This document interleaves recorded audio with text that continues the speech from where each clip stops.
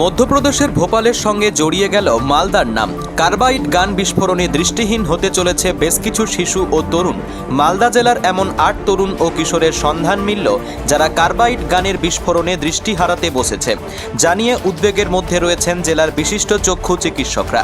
শুক্রবার মালদা শহরের খ্যাতনামা চক্ষু বিশেষজ্ঞ দেবদাস মুখার্জির কাছে চোখ দেখাতে এসেছিল বছর 13-র কিশোর আকাশ বিশ্বাস। তার বাড়ি গাজলের এক প্রত্যন্ত গ্রামে।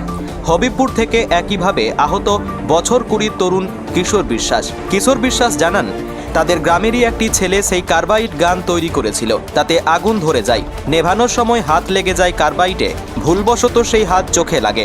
তারপর থেকেই সমস্যা বেড়ে যায়, এখন চোখে ঝাপসা দেখছি। মালদা শহরের আরেক চক্ষু চিকিৎসক অমিতেন্দু সাহা জানান, ক্যালসিয়াম কার্বাইড আর জলের বিক্রিয়ায় তৈরি হয় দাহ্য গ্যাস অ্যাসিটিলিন, আর তা চোখে গেলে অধিকাংশ ক্ষেত্রে দৃষ্টি নষ্ট হওয়ার সম্ভাবনা থাকে। তার জেরেই বিস্ফোরণ ঘটেছে।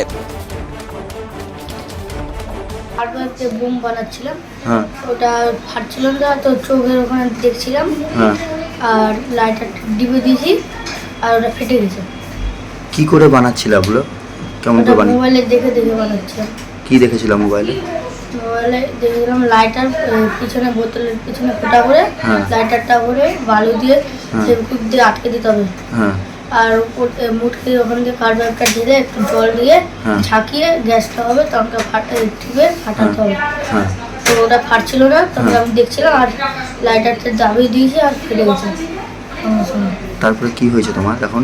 তারপরে জল দিয়েছিলাম, তারপরে বাড়ি গেছিলাম, বাড়িতে অনেকটা জল দিয়েছিলাম অনেকক্ষণ ধরে। Bureau report, Bangabarta.